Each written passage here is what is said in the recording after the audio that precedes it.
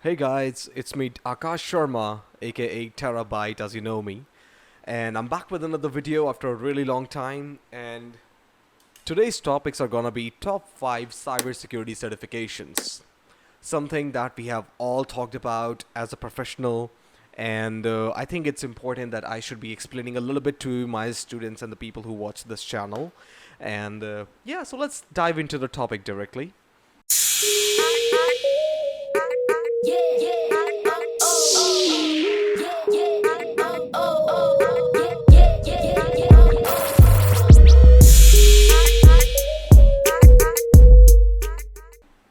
So our first certification, as you can see on my screen, is Certified Ethical Hacker. This one certification is one of the most talked about certification, and there is a certain reason for that. Why? It will basically teach you the latest commercial tools and methodologies in cybersecurity. It's a very common certification amongst the beginners who are, practicing and getting into cybersecurity domain for the first time, knowing it about for the first time, of course. It helps you understand how the tools and methodologies work, how different platforms and environments work, like Linux and different flavors of Linux, different utilities that are provided, and different functionalities of an operating system. Not just Linux, it's also focuses on Windows too, of course. But it just gives you like a very brief introduction into what exactly you're going to deal with in the cybersecurity domain, right? So it gives you an in-depth understanding of ethical hacking processes, the evaluation process on how vulnerabilities are evaluated, and if you talk about the examination process, there are 125 questions that 125 MCQs, by the way. There are multiple choice questions which are based on different tools and utilities and functions and logics, of course. You'll be given 4 hours to like complete the examination, and for the syllabus you have 20 modules, right? 20 updated modules in the latest CEH version 11 module in the version 11. I don't know what I was going to say. Anyway, so that's what we have in CEH. So CEH is provided by EC Council. Of course, it's like globally acknowledged and accredited organization. If you are a beginner and you are going to get an interview, or if you're planning to get a job in cybersecurity as an ethical hacker, then you should be definitely getting CEH as a very basic prerequisite or a requirement for clearing the interview. So that's one thing. Another very good example of certification is Pentest Plus by CompTIA. Now, CompTIA, I feel we used to have another certification called Security Plus, but it is like a very, very, very basic like introduction to security. I don't really count it as a very relevant one. It's better that you go for CEH rather than Security Plus, because Security Plus is not more. It's more of an obscure, or it's obsolete certification in the domain. You should go for Pentest Plus. I'll tell you the reason why. Because it deals with the intermediary skills that are required in the security domain. I have a few pointers here, don't mind if I read them. Cybersecurity professionals with this Pentest Plus certification know how basically to plan, scope, and manage the weaknesses, manage the vulnerabilities, rather than just exploiting them. So it deals more of a professional information in terms of as a curriculum, rather than just telling you how to use a tool or how to use a functionality that is available in a platform. It gives you information on how you can, perform certain tasks that are that are involved in risk assessment, vulnerability assessment, or penetration testing. So it gives you like good hands-on information. I'll say about Pentest Plus. If you talk about, as I said, like CEH is for beginners who are just like starting up in the domain. Pentest Plus are for these this list here. I just like somewhere gonna be there. My graphic editor will put that. So these jobs that you can look for after Pentest Plus are penetration tester, vulnerability assessor, security analyst, vulnerability assessment analyst, and network security operations officer or analyst, you can say. Also, you can get into application security if you are into Pentest Plus, because it deals with fair amount of knowledge that is shared in the curriculum as well. So that is one thing. like it's I have like mentioned all these top 5 certification in an ascending order of their priority, or you can say their value in the domain. CEH is like one of the most basic and preliminary certification, Pentest Plus after that, and so on and so forth as the list goes on. Okay, the next one that we're going to talk about is a really interesting one. It's called Offensive Security Certified Professional, OSCP. The elephant in the room, always. So it's provided by none other than Offensive Security. That's the organization. OSCP is considered to be one of the toughest one, but trust me, it's not. I have given I have almost have all the certification except CISSP. But OSCP is tough. But after doing more certification by Offensive Security, I didn't really felt that. But yeah, okay. Continuing further. OSCP, as I said, it introduces penetration testing tools and techniques via a hands-on experience that gives you a practical experience on how security vulnerabilities actually work and how you can utilize your pre-acquired knowledge and of tools and techniques, and you can implement and actually check if the vulnerability exists or not, and how you can actually create a report on the same as well. The course that is provided by Offensive Security is called PEN 200, PEN 200, right? This course is actually divided, is like largely divided into 25 modules, which deals with very broad spectrum topics like let's say Active Directory, domain controllers, databases, privilege escalations, and whatnot. So it's like an advanced level of whatever you have learned so far in CEH or Pentest Plus or whatever the certification you have. It requires a lot of practice for sure. Like I personally prepared for almost like, I don't know, 8-9 months myself, along with the PEN 200 course, as of course. It also actually helps you learn the mindset behind a security professional, because when you are dealing with different vulnerabilities and different threats actors and different risk that are present in an organization network, so you have to think like a security expert instead of just an IT specialist, right? You have to think from a security perspective where you can actually prevent a threat or a vulnerability from taking place, prevent an attack from taking place. You have to look into the vulnerability a step ahead from a hacker or from a malicious, exploiter. So it gives you a hands-on experience and hence a good mindset of a hacker as well, like how you can actually learn it properly and implement it properly. So there are certain prerequisites that you will require for OSCP, that you should be having like a solid understanding of networking methodologies, like how TCP/IP works and other protocols. You will also be required to have a good and fair amount of knowledge of Windows and Linux. Windows is not just the kind of Windows 10 or 7 or whatever you are using at your place. Windows is a lot more than that, and you need to explore that a little bit as well. There's Active Directory. You will need to understand how it works. There are different Windows servers and databases that you need to understand. In Linux, there are different flavors. I won't say 1,000, but there are hundreds of them actually. So you need to have a fair amount of knowledge of all of them. It will take time, of course, to gain all those information, but yes, it's worth it if you do it.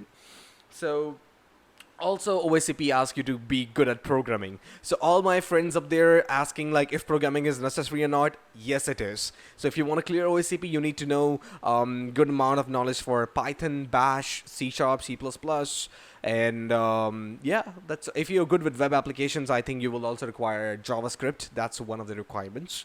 So yeah, programming is it's important, of course. I have always said like programming is a skill that is necessary but not urgent. But if you're appearing for OSCP, it is really urgent that you need to learn programming. All right, so that was about it. Yeah, about the exam, the PEN 200 actually prepares you about everything, like all the course modules, what's coming on in the examination. It's going to be a 24-hour examination. You'll be given 5 machines, like there will be practical examination that you'll be asked to complete and find the flags. If you are aware of the term called capture the flag, you will be easily, able to complete this examination, because you have to find the flag and create a report on whatever steps and functionalities you have done so far to clear the exam. And yeah, so that's how the examination takes place. It's an amazing experience to clear the OSCP, of course. Next we have Okay, now a lot of people are gonna, go crazy when I'll say ECSA is a next step after OSCP. Okay, so I'm not gonna say this classification is not on the basis of how tough an exam is gonna be. It's I have classified them on the basis of how much priority they have in the domain. ECSA and OSCP like all near quite close to each other, I would rather say, because ECSA also deals with certain information that is available in OSCP. Actually, consider ECSA as a continuation to CEH. So whatever you have learned in CEH, whatever tools, functionalities you have learned in CEH, you implement them practically in ECSA. It also deals, basically, it tells you the skill set for incorporating a hands-on experience on whatever you have learned so far. Also, a lot of times students ask me that is it necessary that you have to clear the CEH exam before clearing up ECSA?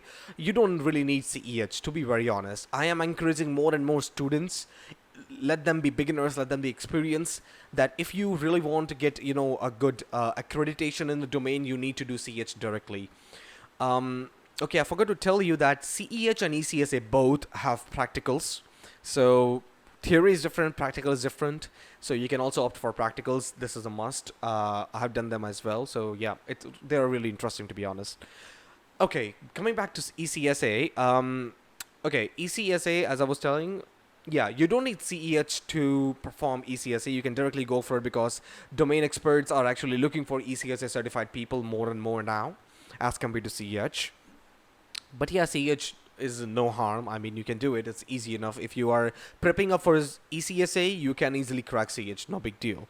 On the contrary to CEH, ECSA only have 12 modules. They have hybrid all the information into these 12 modules in ECSA. And the examination is there are going to be 150 MCQs, again, multiple choice questions. And it's going to be taking like 4 hours to complete it, I guess. Yeah.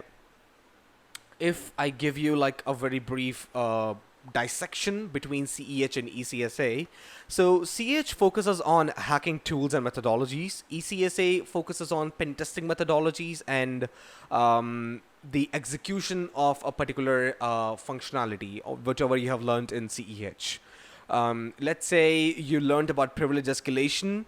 It will actually ask you to perform this privilege escalation in different environments in ECSA. So that's why it is like a little bit more advanced, you can say, in a simpler term. CEHA comes before ECSA.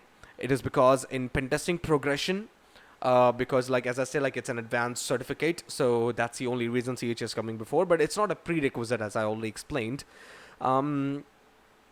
Yeah, so that's pretty much about ECSA. As I said, like I have some notes here, so don't mind it. So here we come to our very last certification. It have a lot of words, but definitely it's worth it. It's called Certified Information Systems Security Professional, short for, which is having an abbreviation called CISSP. I'm pretty sure a lot of you have already heard about CISSP and how valuable it is. But there are some very important information you need to know about CISSP before we proceed further. So the organization that is providing CISSP is International Information System Security Certification Consortium. We all like to call it ISC square because, like IISSC, of course. Okay, so they provide CISSP, okay? That's what we got to call it, CISSP, simple. It works on 8 domains, okay? There are going to be some name of the domains over here. My editor, again, will add it. So the 8 domains that are available in CISSP are security and risk management, asset security, security architecture and engineering, communications and network security, identity and access management, security assessment and testing, security operations, and software development security. Yes, CISSP not only focuses on security part but also on the development part as well. So anybody having any prior experience with DevOps or DevSecOps, CISSP is going to be great for you for sure. It requires years of practice, of course. I'm going to tell you all the details about it. So how CISSP is different from all of them? As you have already seen, like the kind of topics it have, it is quite advanced certification, all right? It helps you define to build an IT architecture, like a secured IT architecture. It helps you in building and maintaining secure business environment using globally approved standards for security. It requires different ISO certifications, ISO certified standards too. To obtain the CISSP certificate, you need to have minimum of 5 years of experience in 2 or more domains that I've just explained in here, the 8 domains. You need to have 5 years of minimum experience in 2 or more, maybe minimum 2 domains out of these 8 domains. Okay, so if you have it, you can appear for CISSP. Yeah. On a personal note, I'm planning to do it maybe in 2022. I'll see if I have enough time for that. But coming to the examination part, this is the lengthiest one. Okay, it have 250 multiple choice questions. Again, MCQs. And the passing score is 700 out of 1,000 points. Okay, there are like point system for every question. Depending on the weightage of it, you need to score a minimum 700 to pass to examination, right? And the examination is also the lengthiest one after OSCP. It's 6 hours. Because OSCP continues for 48 hours, it is for 6 hours and only, because it's just MCQ based. So these are the top 5 cybersecurity certification that can give you great hold in the domain, like great value in this cybersecurity domain if you're beginning, or if you really want an improvement in your skills, or if you really want an appraisal, or if you don't want to get promoted as a security expert. So these certifications are what you need to look into. And for any kind of other queries, you can put in the comments. You can reach me out on any social media. I'll be really pleased to help you with that as well. There are some links in the description as well, which will be helping you out with the course curriculums and other description about the courses, to some blogs and other places from where I gathered the information. So you can reach us at management@bytecyberlabs.com anytime you face any problem deciding your career or selecting a proper certification. We provide trainings in almost all the certification that I have already listed here. And yeah, this is where we reach the end of the video. Thank you so much, guys, and we'll see you in the next video. Till then, take care, stay safe, and keep learning. It's your boy Byte. Yeah, yeah.